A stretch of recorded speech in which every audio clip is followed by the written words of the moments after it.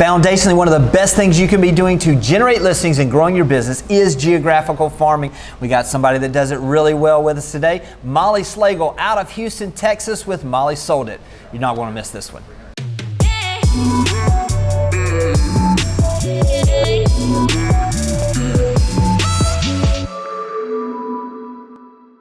All right, Molly, one of the things that I love that you do in your business is how effectively you do one of the core foundational principles in my mind of how to grow a business, which is geographical farming. Let's start with kind of your experience with geographical farming. What is it you look at in a neighborhood specifically when you're starting?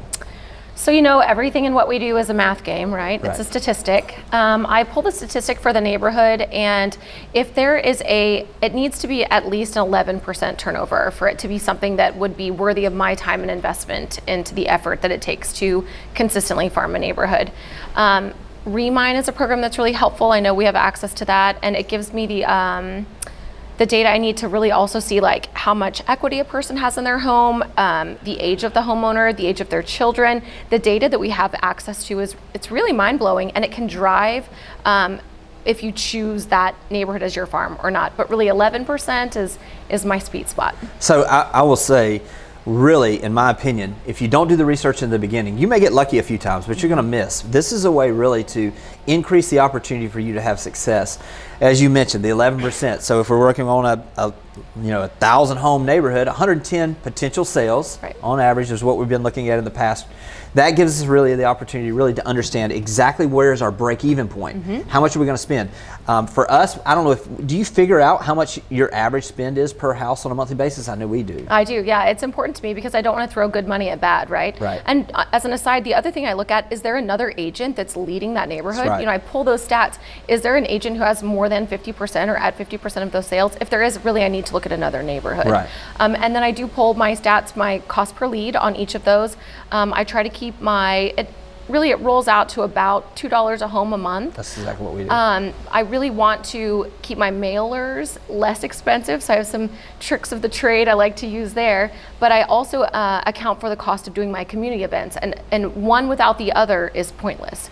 You have to be present in the community, both in mail and in face. Okay, this is great. Let's get real practical on the facts of exactly what a typical month looks like. How far ahead are you planning your content that you're sending out, and what type of content are you sending out? So I send out 3 major pieces every month. One is a neighborhood-specific newsletter, and that also includes things that are special to Houston. So for example, we just passed bluebonnet season in our community, and one of the best things to do is to get your kids out and take pictures in the bluebonnets. So my newsletter included recent sales, price per square foot, new to the market homes. It also includes the best places to get the best shots with bluebonnets with your kids. And then also some little reminders for that. Bring your sunscreen, bring a blanket, don't reach into the bushes, there might be a snake, so that people want to read it for more than just the real estate. And then there's always a call to action. Remember, I'm your local knowledge expert, I'm your real estate professional you want to work with, and I'm in your neighborhood. Who you work with matters, and I make sure I say that every time. So that's one of the pieces. The other, they get a postcard in the mail, one at the beginning, one at the end of the month, and that really just depends on what season we're in. And one is definitely real estate based. It is here are 2 homes in the market, here's a recent sale, that kind of thing. And the other is like a green tip for growing your garden, or I really stay away from the recipes. I know a lot of people love them, but I have recently tried to do a more like a green friendly theme to what I've been doing. And then when the holidays roll around, they get an additional mailer, and it's always something fun related to whatever that holiday might be. Yeah, so 3 mailers a month. I mean, there's no doubt that they're knowing who you are. 100%. Absolutely. So now, how are we going to reinforce that? You're getting these 3 mailers. What are you doing community event-wise? You mentioned that. Yeah, so the reason that I needed the newsletter in the beginning was because I needed some way to tell people about the cool stuff I do in their neighborhood. And so to me, it seemed like the perfect blend, right? So for example, every Christmas or holiday season in December, I do a holiday hayride. And so my face is present, and numerous times I'll be out walking the dog and people will be like, oh, you're that realtor. You're the one who does the holiday hayride. We love that event. We can't wait for it this year. I invited my parents to come down, you know, that kind of thing. So it gets my face out there and it reminds them of my events. So I do, as I said, the holiday hayride. I do pet portraits at Valentine's. I do an end of school year water balloon fight and snow cone stand. So as the kids get off the bus on the last day of school, they come out and there are ready prepared water balloons at each front door, so the parents can just go to town pelting the kids with water balloons as they get off the bus. And that is so fun. People have come to expect that this neighborhood does that event. And a variety of other things, you know, we love to just get people together for like a wreath making event, for, you know, just a cocktail hour. I've done wine tastings, we've done whiskey contests. So whatever I feel like I can get in there, be creative, and get people out of their homes, right? We are the curators of our communities. We have a blessing in that regard and a responsibility to be the curator of our community. Make it the awesome place you want to live. Because they're going to want to live there too.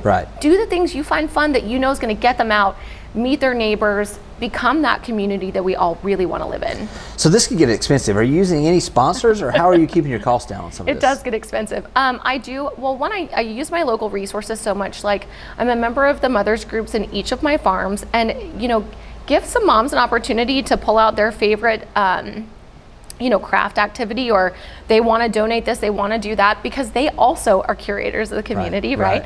So they'll always jump on board. Very quickly, I'll reach out and say, hey guys, I've kind of got this idea. What do you think you could, you know, how could we make this better? And they'll volunteer that. I also am generously supported by my favorite lenders, my financial advisor, my title company. And you know, when you reach out to them with an idea like, I think this is going to be really fun, would you guys like to jump in?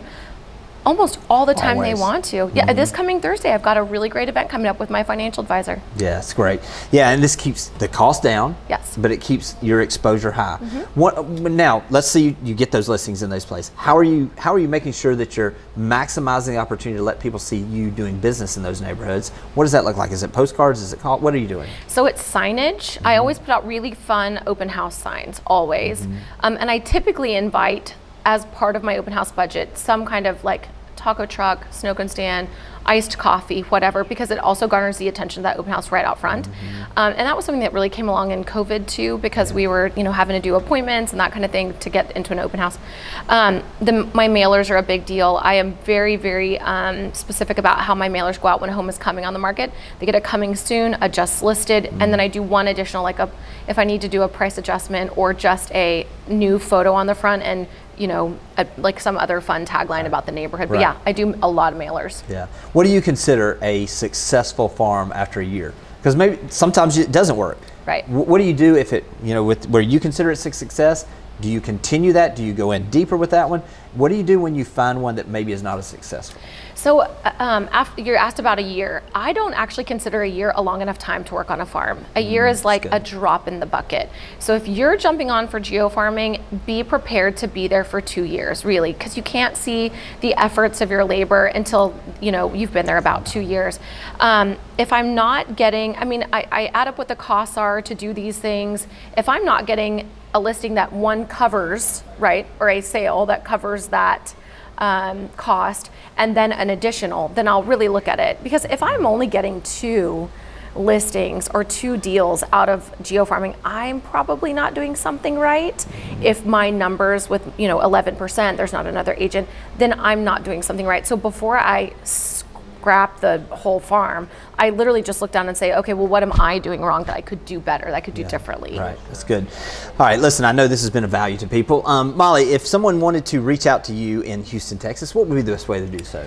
I would love them to. I am Molly Sold It on Instagram and Facebook, and of course, you can go to mollysoldit.com. All right, good stuff. I know you got some value. Reach out, let Molly know how much you appreciate it, and we'll talk to you guys soon. Thanks for watching the video. I specifically chose the video below for you because it builds on the one you just watched. I hope it's helpful, and I'll talk to you soon.